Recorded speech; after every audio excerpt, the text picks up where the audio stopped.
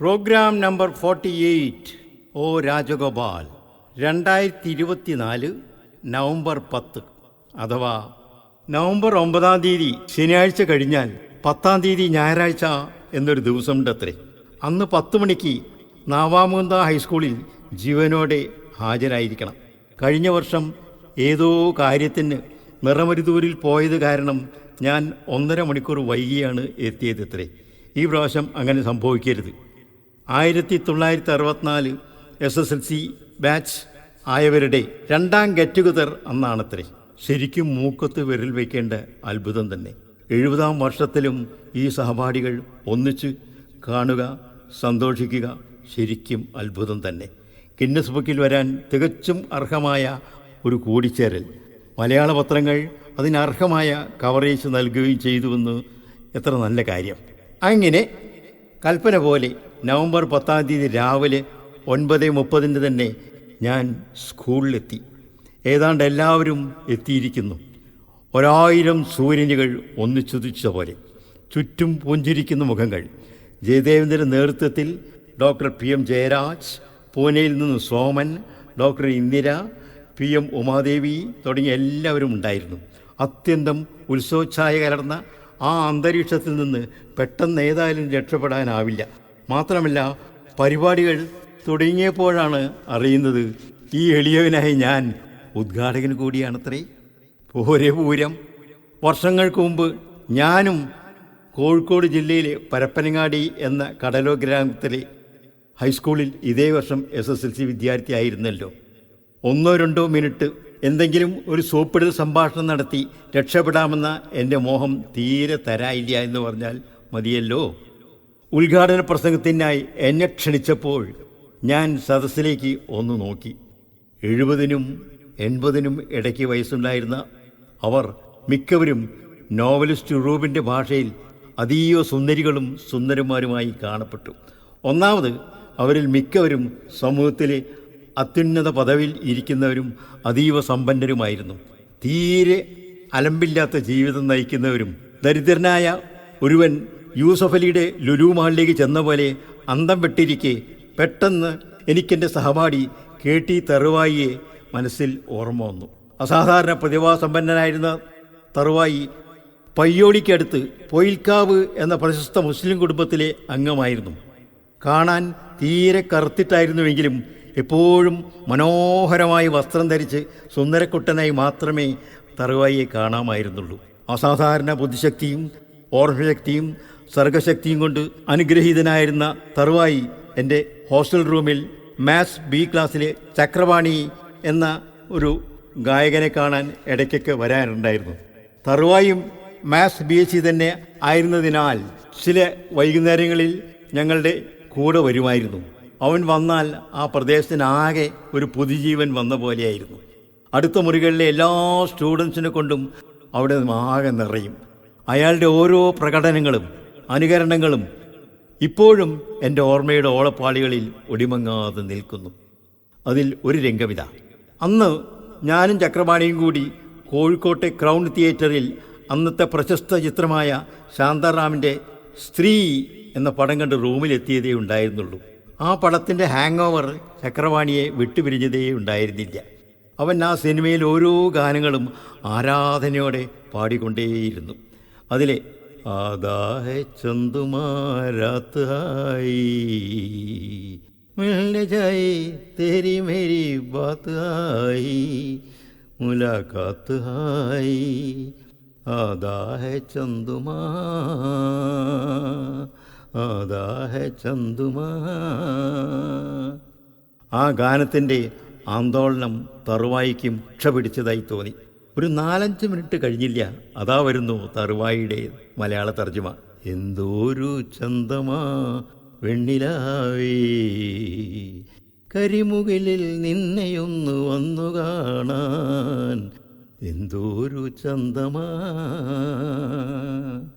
എന്തോരു ചന്തമാ. ഒരു സിഗരറ്റോ കഞ്ചാവ് ബീഡിയോ വലിച്ചുകൊണ്ട് തറുവായി അങ്ങനെ പാടുകയാണ്. മറ്റൊരു രംഗം. ഗുരുദത്തിൻ്റെ പ്യാസ എന്ന പടം നഗരത്തിലെങ്ങനെ തകർക്കുകയാണ്. അതിമനോഹരമായ ഏറെ ഗാനങ്ങളുണ്ടായിരുന്നു അതിൽ.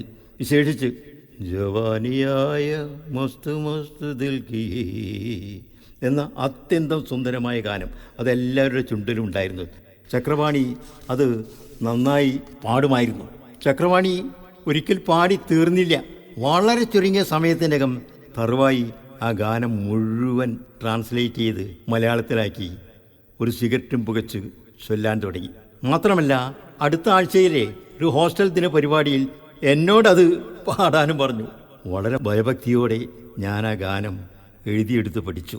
ഹോസ്റ്റലിലേക്ക് പാടുകയും ചെയ്തു. അതിങ്ങനെയായിരുന്നു: പൂവല്ലികൾ തളിർത്തു നിന്നിരുന്ന നാൾ, പൂന്തേനൊഴുകിടുന്ന പൊൻപുലരിയിൽ,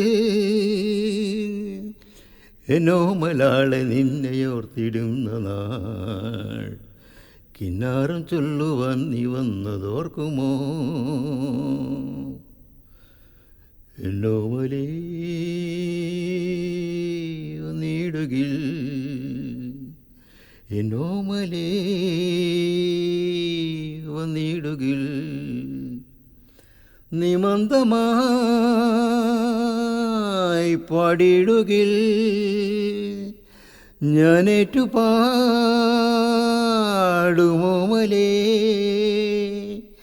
ഈ വാടിയിൽ വന്നിടുകിൽ, നിന്നാശ പോലൊന്നായിടാം,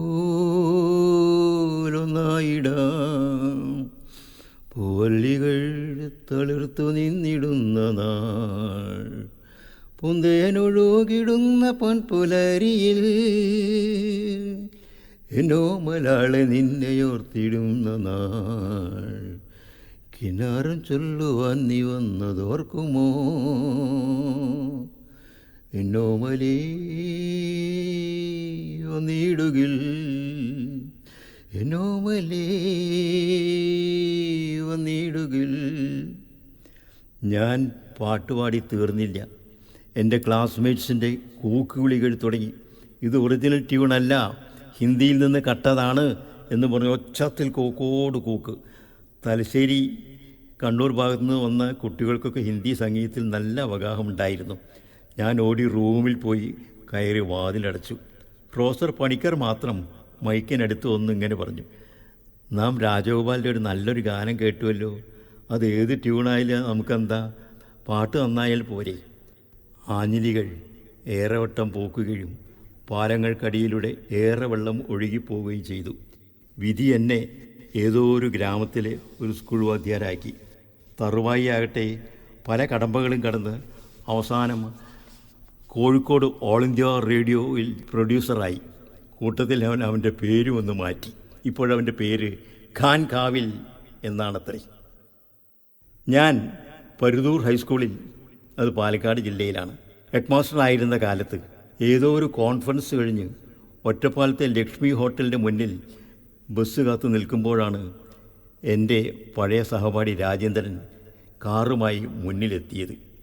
അവനന്ന് ഒറ്റപ്പാലത്തെ സ്റ്റേറ്റ് ബാങ്ക് മാനേജരായിരുന്നു. അവനും BSc മാത്സ് ആയിരുന്നതിനാൽ തറുവായിയെക്കുറിച്ചും ജോലിയെക്കുറിച്ചും അവൻ്റെ പേര് മാറ്റിയതിനെക്കുറിച്ചും അവൻ്റെ ഘനഗംഭീരമായ ശബ്ദം റേഡിയോയിലൂടെ കേൾക്കുന്നതിനെക്കുറിച്ചും ഏറെ സംസാരിച്ചു. വീട്ടിലേക്ക് ഊണ് കഴിക്കാനും ക്ഷണിച്ചു. സ്കൂളിൽ എനിക്ക് അടുത്ത വീട്ടിൽ നിന്ന് ചൂടുള്ള ചോറും കൂട്ടാനും കൊണ്ടുവന്ന് വെച്ചിട്ടുണ്ടാകുമെന്നും പറഞ്ഞ് ഞാൻ ക്ഷണം നിരസിച്ചു.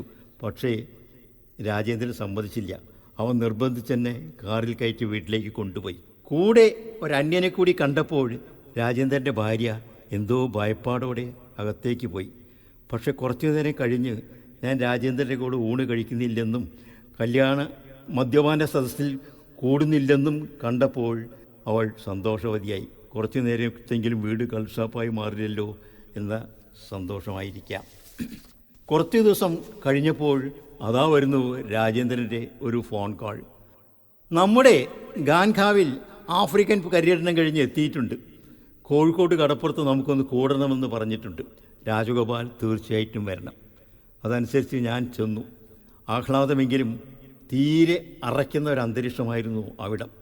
മദ്യത്തിൻ്റെയും മയക്കുമരുന്നിൻ്റെയും കൂത്തരങ്ങായിരുന്നു അവിടം.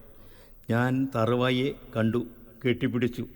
തറുവായി മറ്റു പല രാജ്യങ്ങളുണ്ടായിട്ടും ആഫ്രിക്കയിലെ സുളു എന്ന രാജ്യം തന്നെ തിരഞ്ഞെടുക്കാൻ കാരണമെന്താണ് എന്ന് മാത്രം ചോദിച്ചു.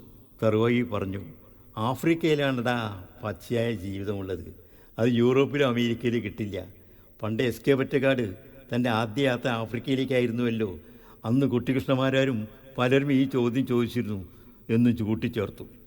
കടപ്പുറത്തെ ആ ചടങ്ങ് അതിമനോഹരമായിരുന്നു, എങ്കിലും ലഹരിമയമായിരുന്നു. പങ്കെടുത്ത മിക്കവർക്കും സ്വന്തമായി വാഹനമുണ്ടായിരുന്നു. പക്ഷേ എനിക്ക് വാഹനമില്ലായിരുന്നു. അതിനാൽ ഞാൻ 7:30 ഷൊർണൂർ ട്രെയിനിന് മടങ്ങി.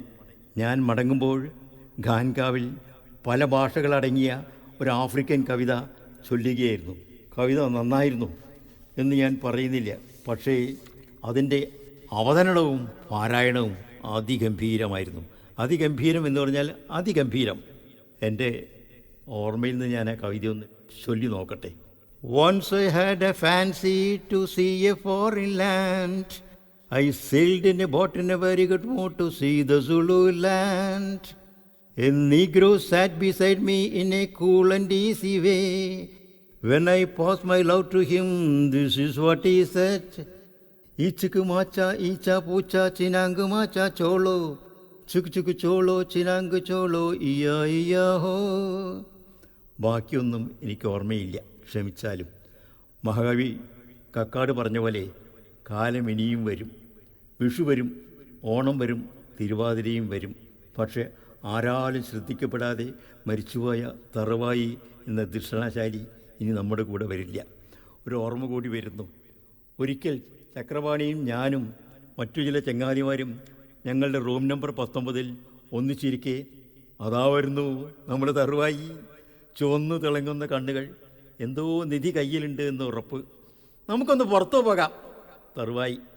ഞങ്ങളെല്ലാം കൂടി കിണാശ്ശേരി പാടത്തിലൂടെ നടന്ന് ആ പാടത്തിനരികെ ചെറിയ കുന്നുമേലിരുന്നു. മാങ്കാവ് അല്പം ദൂരെയായിരുന്നു. കട്ടൻ ചായ വരുത്തി ഞങ്ങളെല്ലാം കുടിച്ചു. തറുവായി നിരന്തരമായി പുകവലിക്കാൻ തുടങ്ങി. എൻ്റെ തൊട്ടു വലത്ത് വശത്താണ് തറുവായി ഇരിക്കുന്നത്. മദ്യത്തിൻ്റെ മണം സഹിക്കാം, പക്ഷെ എന്തൊക്കെയോ കൂട്ടി ഉള്ള ഈ പുകവലിയുടെ ഗന്ധമുണ്ടല്ലോ, അത് അസഹ്യമായിരുന്നു. അതാ തറുവായി പോക്കറ്റിൽ നിന്നൊരു കടലാസ് എടുക്കുന്നു. അതിലേക്ക് ഇടയ്ക്ക് മാത്രം നോക്കിക്കൊണ്ട് അതിമനോഹരമായൊരു കവിതാശകലം. എൻ്റെ ശ്രോതാക്കളെ ക്ഷമിക്കുക, ഓർമ്മയിൽ നിന്ന് പകർത്തുന്നു, തെറ്റു വന്നേക്കാം. കാളമേഘങ്ങളേ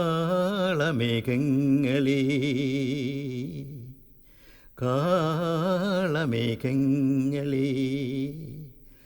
കാളിദാസൻ പണ്ടെഴുതി കാമിനിക്കായി തന്നയച്ച കാമലേഖനമേവിടെ.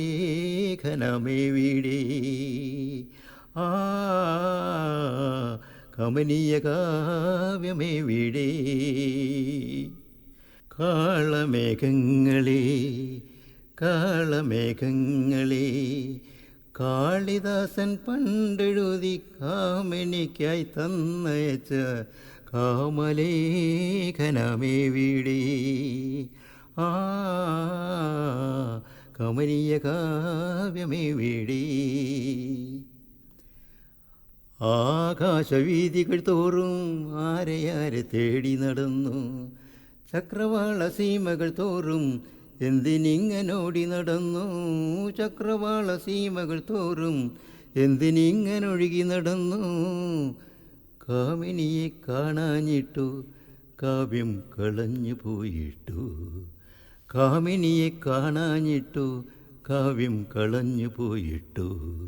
കാളമേഘങ്ങളേ കാളമേഘങ്ങളേ കാളിദാസൻ പണ്ടെഴുതി കാമിനിക്കായി തന്നയച്ച കാമലേഖനമേവിടെ.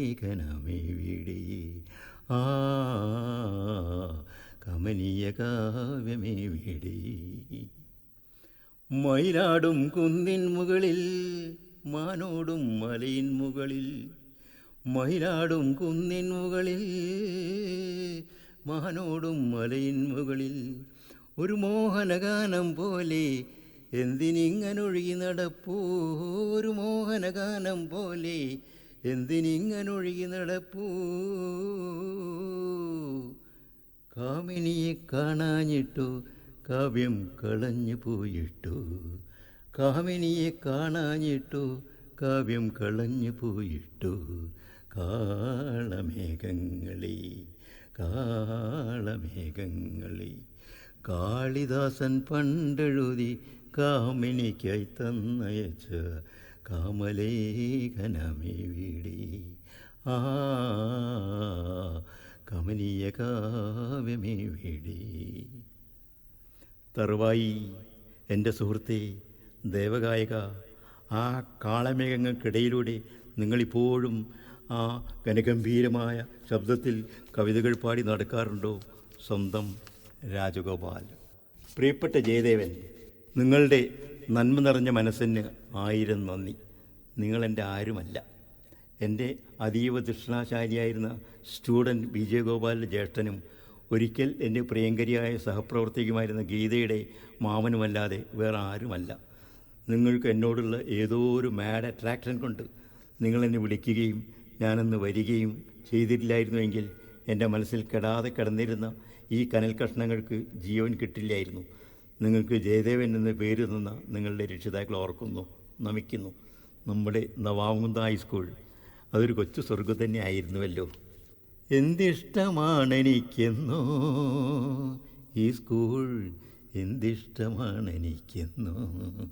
പുഴ പോലെ, നദി പോലെ, കടൽ പോലെ, മല പോലെ, എൻ്റെ അമ്മയെപ്പോലെ. എന്തിഷ്ടമാണെനിക്കെന്നോ, എന്തിഷ്ടമാണെനിക്കെന്നോ, എന്തിഷ്ടമാണെനിക്കെന്നോ.